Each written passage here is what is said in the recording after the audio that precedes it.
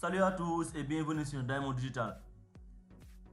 Jusqu'ici, pour faire communiquer plusieurs VLAN, on utilisait un routeur avec la technique du router on stick. Mais aujourd'hui, je vais te montrer quelque chose de plus puissant. Et si je te disais qu'on peut faire de l'inter-VLAN routing sans routeur? Oui, uniquement avec un switch de niveau 3. Et c'est exactement ce qu'on va voir maintenant. L'objectif de cette vidéo est qu'à la fin de cette vidéo, tu sauras ce qu'est un switch de niveau 3, pourquoi il peut remplacer un routeur dans un LAN et surtout configurer l'inter-VLAN routing avec des interfaces VLAN. Donc pour ce faire, on va toujours utiliser comme exemple notre entreprise préférée, Diamond Digital, avec ses 3 départements, VLAN 10 comme IT, VLAN 20 pour marketing et VLAN 30 pour sales. Maintenant, on peut mettre en place nos équipements. Pour les switches de niveau 3, on va aller dans la palette des switches. Voici la palette des équipements. Là, c'est où se trouvent les switches. Donc, on va prendre directement le switch de 3560. Voilà. Donc, on va aussi choisir nos PC. Voici la palette des PC.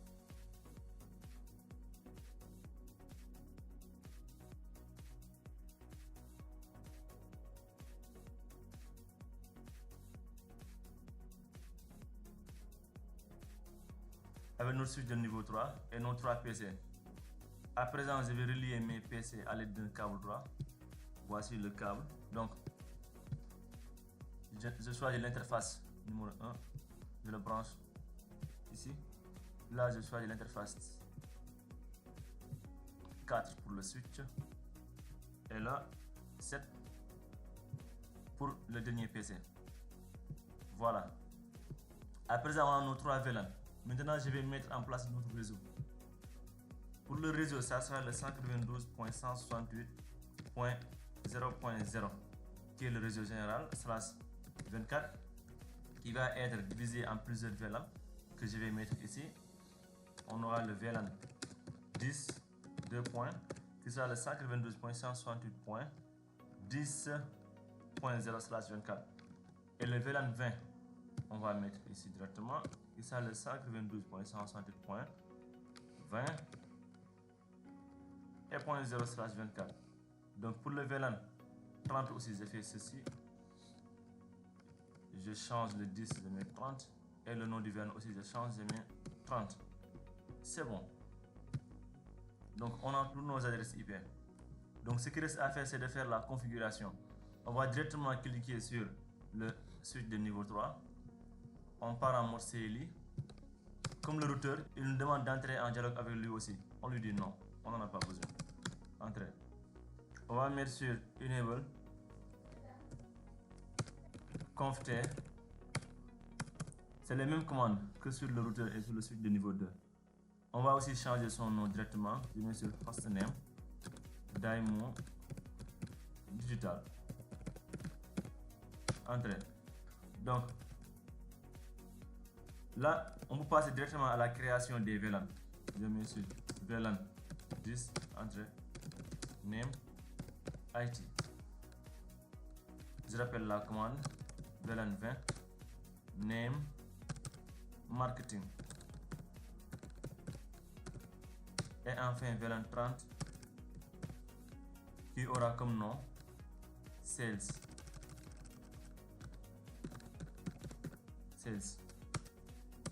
Entrée.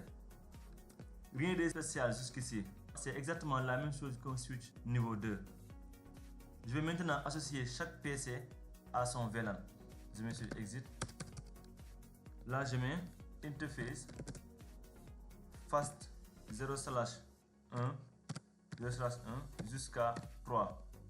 Je mets sur j'ai oublié Range, Interface Range. Voilà. Après là, on met sur Entrée. Switch port, mode access, entrée. Et la switch port, access au VLAN 10. C'est bon. Je fais la même chose pour le VLAN 20.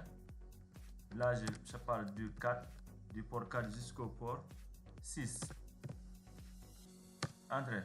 Je mets switch port, mode access, switch port access au VLAN 20. Voilà. Le dernier VLAN qui me reste, c'est le VLAN 30 du port 7 au port 9 par exemple. Je mets sur entrée, switch port mode access, switch port access au VLAN 30. Voilà, c'est bon. Maintenant, je mets sur exit. À ce stade, les VLAN sont bien séparés, bien configurés aussi. Donc, voici la commande qui transforme un switch en routeur. C'est quelle commande? C'est IP routing, comme ça. Sans ce IP routing là, le switch de niveau 3 ne pourra jamais, au plus grand jamais, jouer le rôle d'un routeur. Et ça, c'est l'erreur numéro 1 chez les débutants. Entrée. Donc c'est bon, j'ai mis la commande IP routing. Donc actuellement, lui-même, il se considère comme étant un routeur. C'est bon. Donc, pour chaque VLAN, je crée une interface VLAN. Cette interface devient la passerelle par défaut des PC. Là, je mets juste sur int, je mets le nom du VLAN, VLAN 10 par exemple, je mets sur entrée. Voilà, ça vient comme ça. Après, quand ça vient, on met directement l'adresse IP add qui sera le 192.168.10.1. C'est pour le VLAN 10. Je mets le masque de sous-réseau 255.45.0. Voilà, c'est pour le VLAN 10. Le VLAN 10 que vous voyez là. Voilà, on continue. Je mets sur entrée.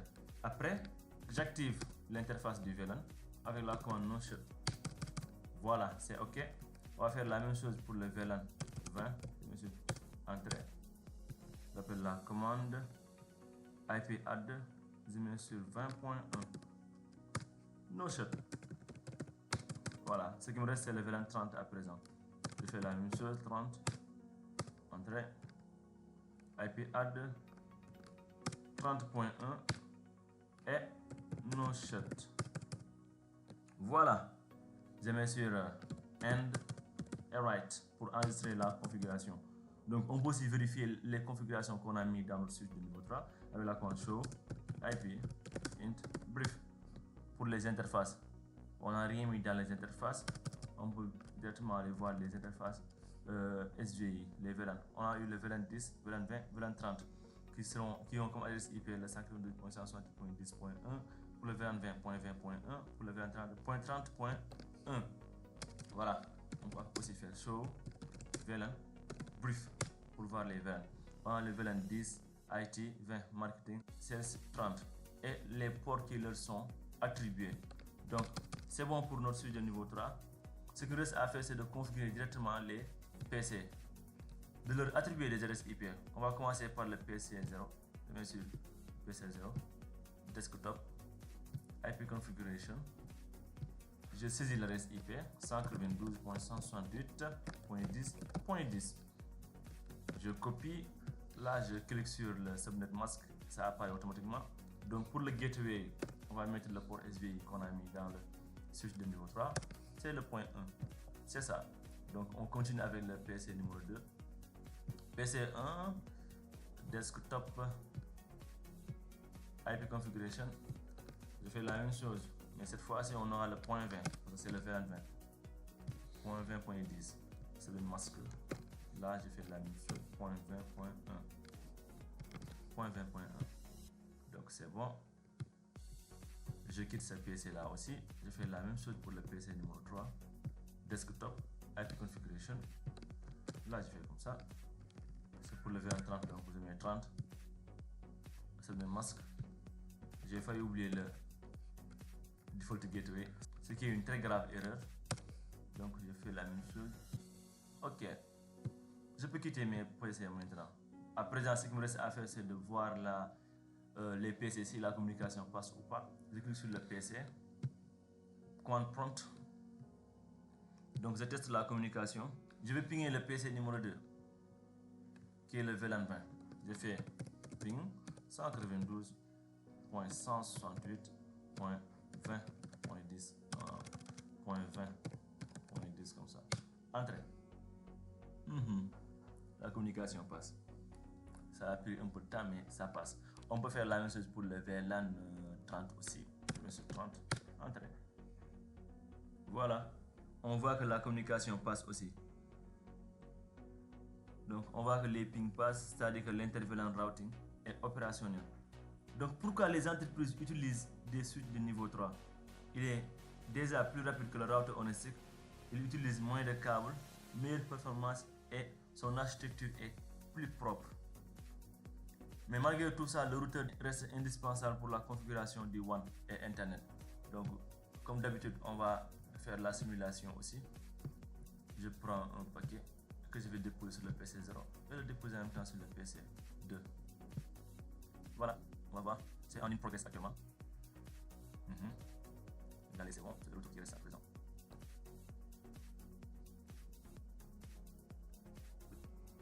Et voilà, aujourd'hui tu as vu que le routeur n'est pas obligatoirement pour l'intervalan dans un LAN. Le switch de niveau 3 est la solution utilisée en entreprise moderne. Dans la prochaine vidéo, on va encore aller plus loin DHCP directement sur un switch de niveau 3.